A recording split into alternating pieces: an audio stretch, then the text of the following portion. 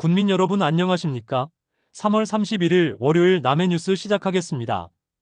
지난 27일 남해군청 대회의실에서 제1회 남해군 2050 탄소중립 녹색성장위원회를 개최하고 제1차 남해군 탄소중립 녹색성장 기본계획 수립 보고를 하였습니다.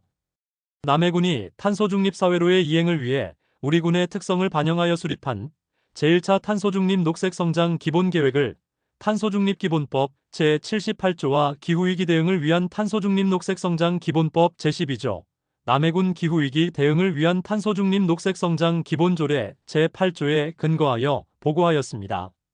주요 보고 내용은 2030년까지 2018년 대비 66.7% 감축하고 감축을 위한 부문별, 연도별 이행 대책을 5개 부문, 26개 세부 사업으로 실시한다는 계획입니다.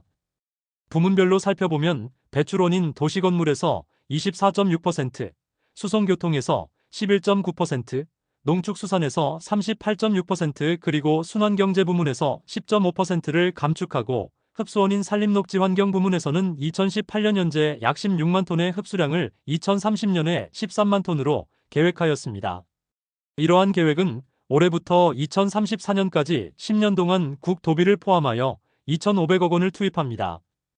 매년 250억 원이 투입되며 우리 군에서는 매년 약 93억 원이 투입한다고 합니다. 회의에 참석한 위원들은 보고 내용들이 우리 남해군의 특성을 전혀 반영치 못한 것 같다면서 특히 흡수원이 지금보다 더 적어지는 것에 대하여 용역 관계자에게 설명을 요구하고 확정 보고 시에는 흡수원에 대한 내용을 더 꼼꼼히 챙겨줄 것을 요구하였습니다. 회의를 주관한 박영규 부군수는 보고서에서 누락되거나 위원님들이 제안하는 내용들을 잘 반영하여 충실하게 작성해 줄 것을 당부하고 위원님들과 관계자들은 남해군의 탄소중립 녹색성장의 완성을 위하여 노력해 주기 바란다고 말했습니다. 다음 소식입니다. 남해군은 지난 27일 지역 농업의 미래를 이끌어갈 청년 농업인의 성장과 발전을 지원하기 위해 청년농업인 간담회를 개최했습니다. 이번 간담회에서는 장충남 남해군수를 비롯해 청년 농업인 24명과 농업기술센터 소장 등 관계 공무원 10여 명이 참석하여 청년 농업인 지원 방안에 대한 논의가 이루어졌습니다. 간담회에서는 남해군에서 추진하고 있는 청년을 위한 정책들이 소개되었으며 청년 농업인의 우수 사례 발표가 있었습니다. 이날 우수 사례 발표 시간에는 순천시 오에노 팜하우스의 김근수 대표가 정원수 생산 및 판매 등을 하며 체득한 청년 사업가로서의 활동 경험을 공유하기도 했습니다. 김 대표는 창의적인 경영 방식과 차별화된 품종 개발을 통해 농업 이경쟁력을 높인 사례를 소개하며 청년 농업인들에게 실질적인 영감을 제공했습니다. 참석한 청년 농업인들은 영농 기간이 짧고 재배 면적이 적어 기존 농기계 보조 사업을 받기 어려운 현실을 지적하며 청년 농업인을 위한 별도의 지원 정책 마련을 건의했습니다. 그리고 농산물 보관을 위한 저온 저장고와 공동 퇴비화 시설의 필요성을 강조했으며 스마트팜 실습을 위한 임대형 사업, 스마트 축산단지 도입도 요청했습니다. 이에 대해 장충남 군수는 현재 남해군의 농업인 1만 3천여 명 중 청년 농업인은 582명으로 전체의 4.4%에 불과하지만 남해 농업의 새로운 변화를 이끌어갈 중요한 존재라며 농기계 지원뿐만 아니라 청년 농업인을 위한 다양한 지원책을 마련하겠다고 밝혔습니다. 다음 소식입니다. 남해관광문화재단이 남해의 정겨운 감성을 담은 체험형 관광상품 남해 외갓집 운영자를 모집한다고 합니다. 남해 외갓집은 남해로 온 구독 서비스의 특화 여행 상품으로 기존에는 숙박 없이 지역 주민의 집 마당을 관광객에게 반나절 떼어하는 정감 있는 촌캉스 프로그램으로 운영되었습니다. 올해는 단순한 공간 대여 방식에서 벗어나 지역 주민이 직접 기획하고 운영하는 체험형 프로그램을 강화하여 더욱 차별화된 남해의 매력을 선사할 계획입니다. 모든 예약 및 결제는 남해로 온 네이버 스토어를 통해 진행되기 때문에 운영자는 따로 홍보나 예약 관리를 하지 않아도 되고 관광객들은 간편하게 온라인으로 프로그램 예약과 결제가 가능합니다. 남해 외갓집 운영자로 선정되면 관광객을 맞이하고 남해 문화 로컬푸드, 농어촌 체험 등 다양한 프로그램을 직접 운영하게 됩니다. 또한 소정의 운영 지원금과 프로그램 마케팅, 상품 홈페이지 제작 등 필요한 지원도 제공됩니다. 남해 외갓집 운영자 모집 기간은 3월 28일부터 4월 13일까지이며 온라인 설문폼을 통해 간단하게 지원할 수 있습니다. 운영자 모집과 관련한 자세한 사항은 남해관광문화재단 홈페이지에서 확인할 수 있습니다.